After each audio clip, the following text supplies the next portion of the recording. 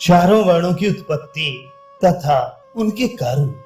भरद्वाज ने पूछा, मुनिवर, हम में से काले घोरे सभी मनुष्यों पर समान रूप से काम, क्रोध, भय, लोभ, शोक, चिंता, भूख और थकावट का प्रभाव पड़ता है। सभी के शरीर से पसीना, मलमूत्र, कफ, पित्त और रक्त निकलते हैं। ऐसी दशा में रंग के द्वारा कैसे वर्ण विभाग किया जा सकता है? वृक्ष आदि स्थावरों तथा पशु पक्षी आदि जंगम प्राणियों में असंख्य जातियां हैं। उनके रंग भी नाना प्रकार के हैं, अतः उनके वर्णों का निश्चय कैसे हो सकता है? भृगु जी ने कहा, पहले वर्णों में कोई अंतर नहीं था। ब्रह्मा जी से उत्पन्न होने के कारण सारा संसार ब्राह्मण ही था। पीछे विभिन्न कर्मों के कारण उसमें वर्ण भेद हो गया।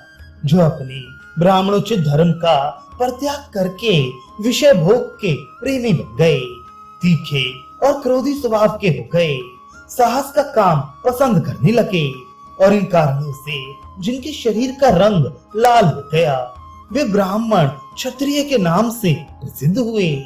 जिन्होंने गौओं की सेवा ही अपनी वृत्ति बना ली, जो खेती से जीविका चलाने के कारण पीले पड़ गए और अपने ब्राह्मण धर्म को छोड़ बैठे, उन द्विजों को वैश्य कहा जाने लगा। जो शौच और सदाचार से भ्रष्ट होकर हिंसा और असत्य के प्रेमी हो गए और लोभवश सब तरह के काम करके जीविका चलाते हुए काले पड़ गए, वे शूद्र कहलाए। इस प्रकार ये चार वर्ण हुए। जो ब्राह्मण वेद की आज्ञा के अनुसार चलते और सदा ही वेद, व्रत तथा नियमों को धारण किए रहते हैं, उनकी तपस्या कभी नष्ट नहीं होती। जो इस सृष्टि को पर ब्रह्म स्वरूप नहीं जानते, वे द्विज कहलाने के अधिकारी नहीं हैं। ऐसे लोगों को नाना प्रकार की योनियों में जन्म लेना पड़ता है। वे ज्ञान विज्ञान से हीन एवं स्वेच्छाचारी पिशाच, राक्षस, प्रेत तथा म्लेच्छ होते हैं।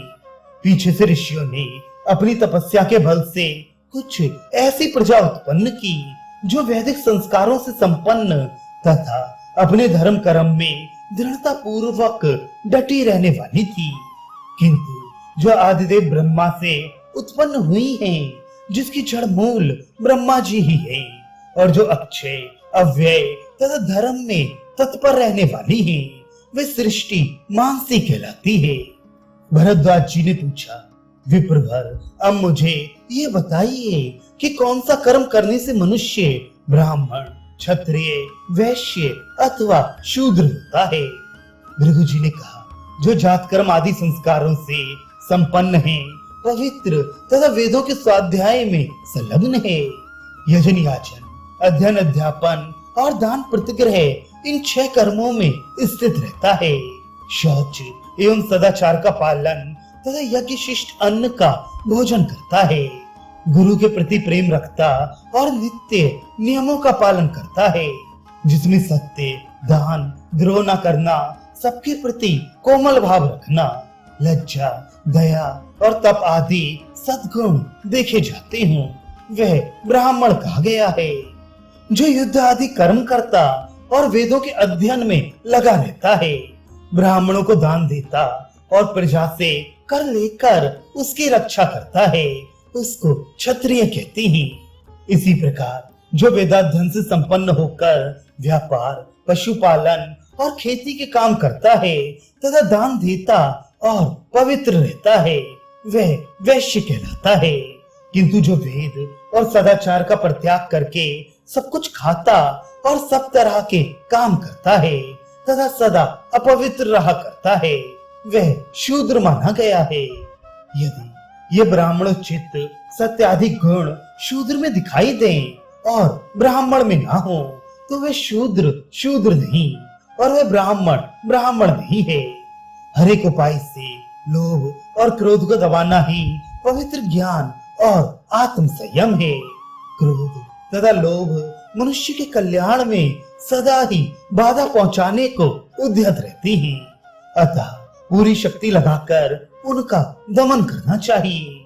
क्रोध से श्री को मास्टर से तप को, मान अपमान से विद्या को और प्रमाद से अपने को बचाए, जिसके सभी कार्य कामनाओं के बंधन से रहित होते हैं, तथा जिसने त्याग की आग में सब कुछ होम दिया है, वही त्यागी और बुद्धिमान है।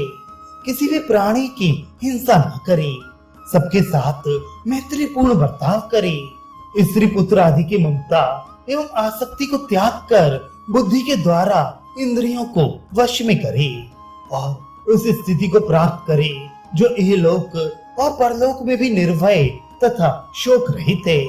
नित्य तप करे, मननशील होकर मन और इंद्रियों का संयम करे, आसक्ति के आश्रय भूत देह गे आदि में आसक्त ना होकर परमात्मा को प्राप्त करने की इच्छा रखे, मन को प्राण में और प्राण को ब्रह्म में स्थापित करे। वैराग्य से ही मोक्ष प्राप्त होता है, उसे पाकर किसी अनात्म पदार्थ का चिंतन नहीं होता। ब्राह्मण संसार से पर वैराग्य होने पर परब्रह्म परमात्मा को अनायास ही प्राप्त कर लेता है। सर्वदा शौच और सदाचार का पालन करना तथा संपूर्ण प्राणियों पर दया रखना, यह ब्राह्मण का लक्षण है।